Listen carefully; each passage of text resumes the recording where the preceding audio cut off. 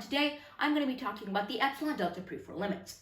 There's a formal procedure to write these proofs, but in this video I'm just going to explain the scratchwork for the problems which you're going to be demonstrating. Here's the formal definition of the Epsilon-Delta proof from the book Advanced Calculus by David V. Witter. So it says, a function f of x approaches a limit, capital A, as x approaches lowercase a. Notice to distinguish between the word a and the variable a, I have underlined the variable a. The second sentence says, if and only if, for each positive number epsilon, there exists another delta, such that whenever 0 is less than the absolute value of x minus a, which is less than delta, we have the absolute value of f of x minus a, which is less than epsilon. That is, when x is near a within a distance delta, f of x is near capital A within a distance epsilon. Now this may sound too complicated to comprehend, but we're going to decode it step by step. So the first process is to understand the form of a limit. So here's the form of a limit.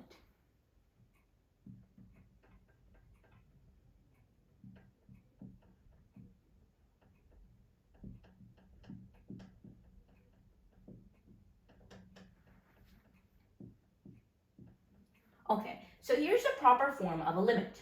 So what this means is that we have x. X is approaching some number, which we'll call a constant. So x is approaching this constant, which is a. And while that, f of x is approaching another constant, which is capital A. So this is essentially what this proper form of a limit means. Now let's look at the first sentence. It says, a function f of x approaches the limit, capital A, as x approaches a. So this just saying, so the first sentence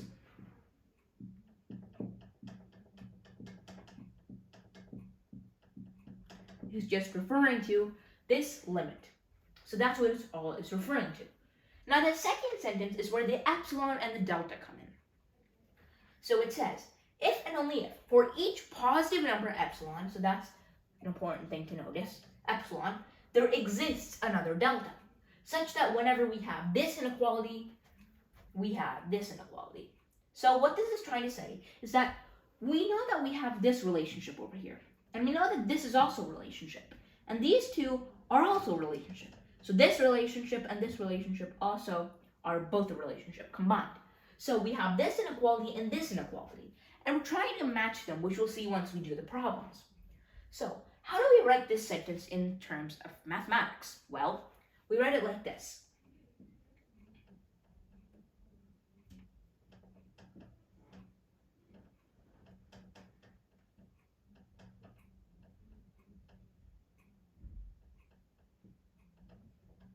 So this is this whole big second sentence in just mathematical terms or mathematical symbols. So what this is saying is it's saying for all epsilon greater than 0, there exists a delta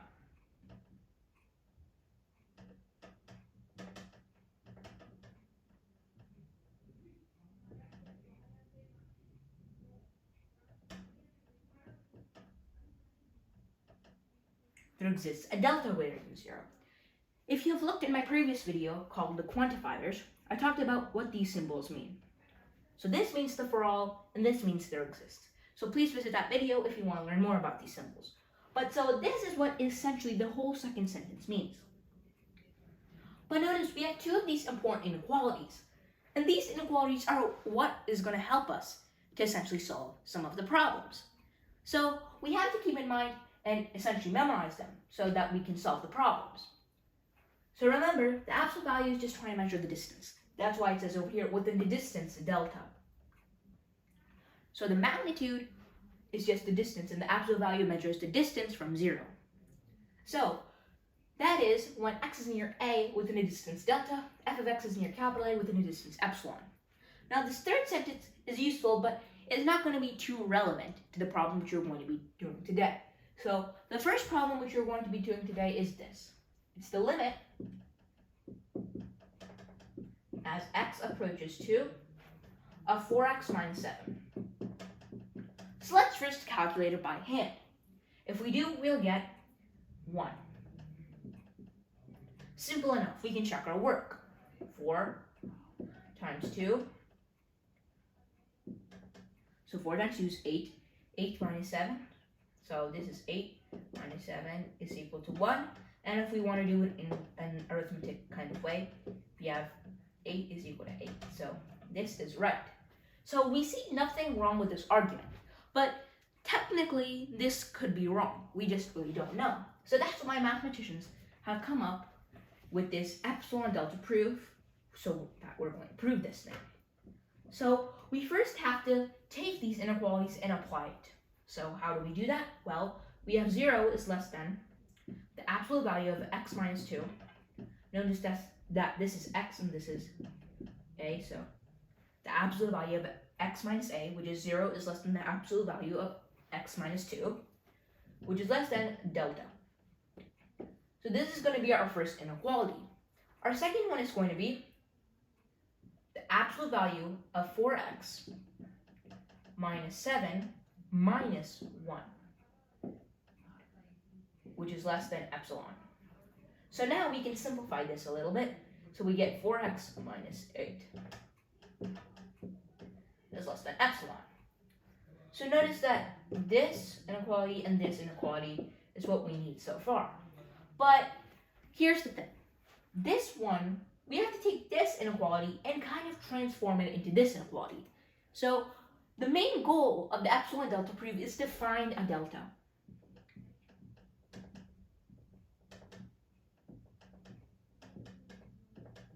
So once we find the value of delta, we're essentially done with this whole proof. So that's what our main goal is. And one of the most important steps is to combine and match.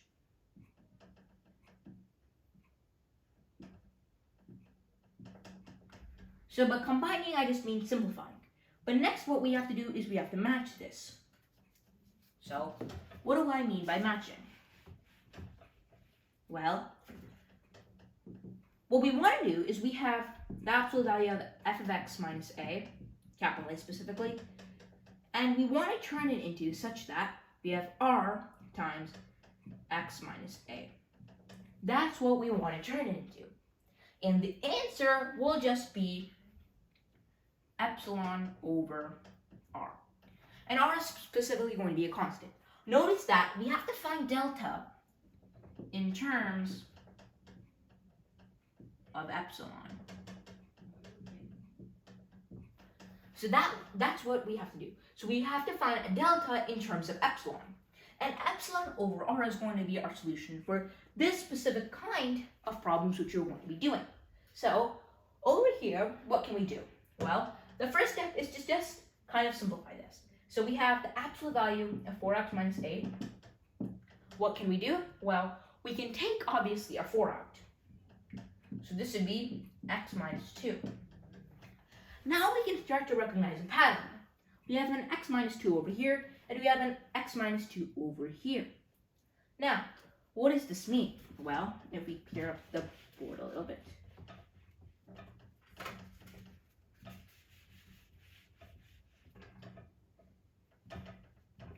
We're just essentially saying that we have 4 times x minus 2 is going to equal to the absolute value of 4x minus 8. So this is obviously true. And we have 0 is less than x minus the absolute value of x minus 2, which is less than delta. Now, we can see that we have matching terms over here. And now, using this generalization which we have right here, we can notice that r is essentially just 4. So what form should it be in? Well, it should be in epsilon over 4. So that's going to be our delta, and we're essentially done with our proof. Okay, but how do we get this? Because it seems very weird to understand. How do we just have epsilon over r is equal to delta? Well, in this case over here, we can do a little bit of arithmetic. So we just have 4 times x minus 2 is less than epsilon. If you're wondering how this less than epsilon is, we know that this term just produces, in this example, 4x minus 8, which is less than epsilon. And so we know that we can turn it into this statement by factoring out a 4. And it's still less than epsilon because it's the same thing. Now what happens if we divide by 4? Well, then the absolute value of x minus 2 is less than epsilon over 4. And we're deducing that delta must equal to epsilon over 4. Think of it like this. If we have 4.9 and 4.99, and we're saying that x is less than 5, it can never reach 5. So x, this is the only thing for x. X can only be less than 5. It can be anything up to 5. But then we're saying that x is less than y. And if x has to be less than 5, it can be so close to 5, but it has to be less, then, and x can't satisfy any other condition, then this must be true too. So that's how we're saying that epsilon over 4 is equal to delta. And this essentially marks the end of our scratch work. So now let's move into our next problem.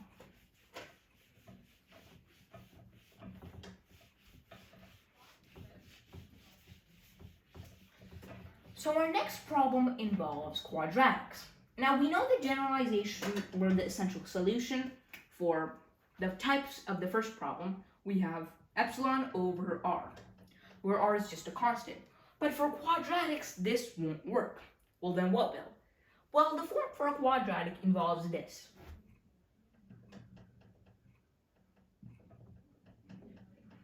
So this is how the form for a quadratic looks like. Now, let's go into one of the example problems so we can actually understand what this form means. So let's do this problem. So we have the limit as x approaches 3 of x squared minus 5x plus 4. So let's use our arithmetic to calculate it. We have 3 squared, which is 9, 9 minus 15, well, that's obviously going to be minus 6. Minus 6 plus 4 is minus 2. So let's just check it. 3 squared minus.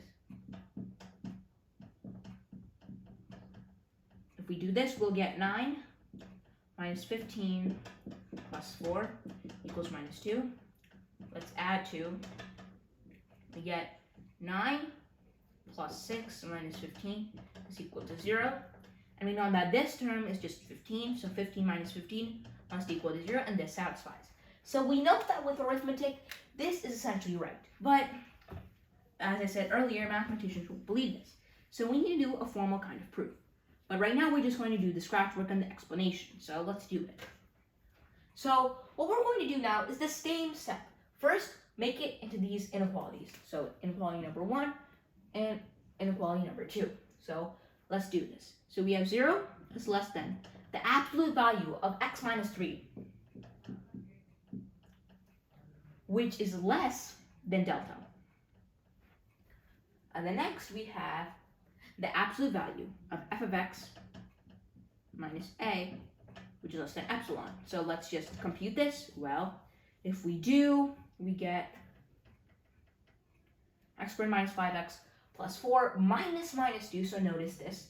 So minus 2, well, that'll just be plus a 4. Well, plus 2 actually, not 4. So plus 2. So we're going to have x squared minus 5x. So we're adding 2. We're going to have plus 6. Okay, so now we have this over here. And we want to make it into the terms over here. So it's the same step. So we can write it over here. Match it to inequality number 1.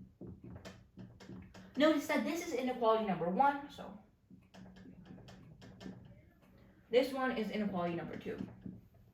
Okay, so we're going to try to match it to inequality number 1. So let's do it.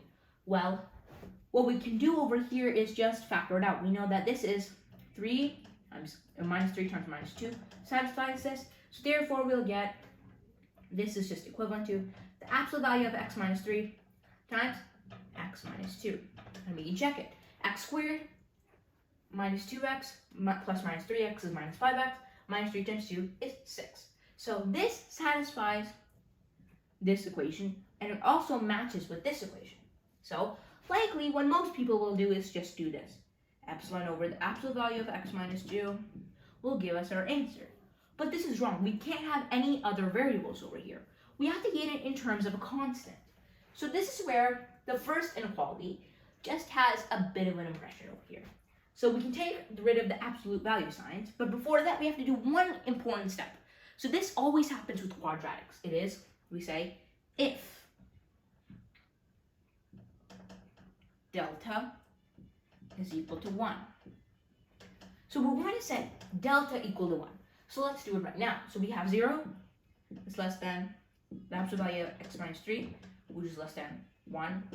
Then we take the absolute value signs, we'll get minus 1 is less than x minus 3, which is less than 1. And now we can add the 3. And remember, when we're adding 3, we have to add it to all the sides. So we get 2 is less than x, which is less than 4. Okay, now what should we do? Well, we should essentially subtract 2, because that's what our second term says. We have the absolute value of x times x minus 3 times the absolute value of x minus 2. So we should just subtract the 2. So when we subtract the 2, we're going to get essentially 2 is less than, well, we're going to subtract 2.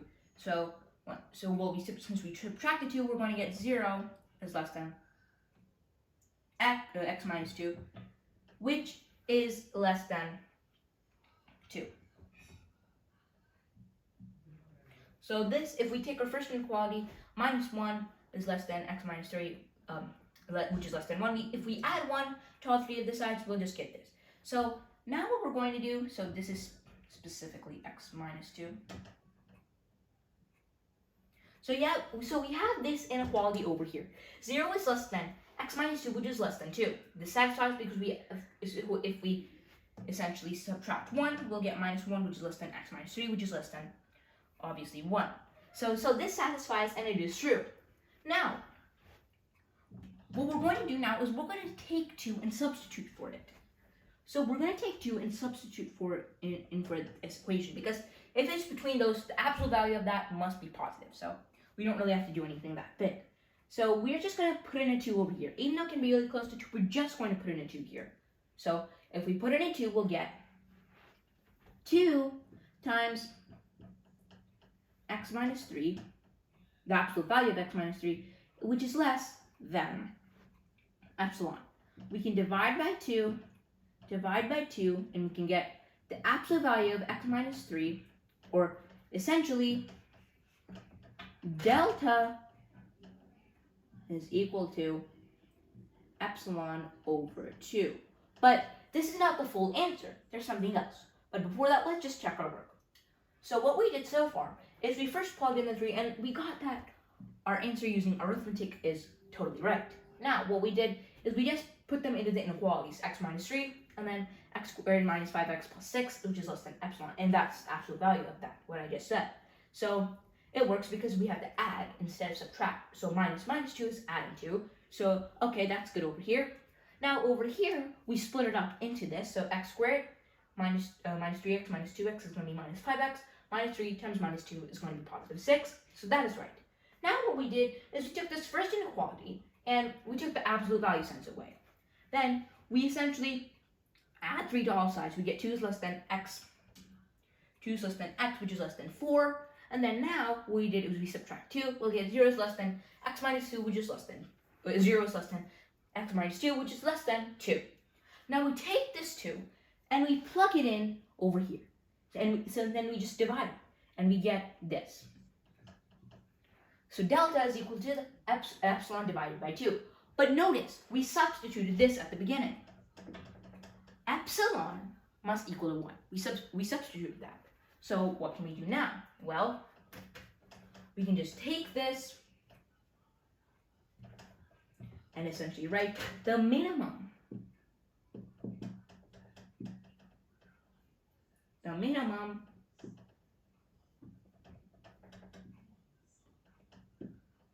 the minimum of 1 comma epsilon over 2.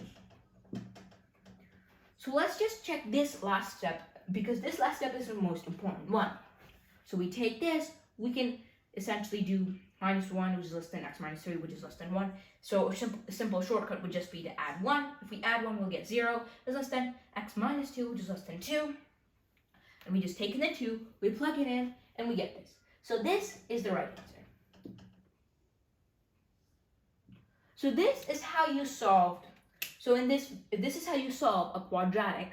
Well, essentially do the scratch work for the Epsilon-Delta proof for a quadratic. And earlier I talked about how to do it for linear types.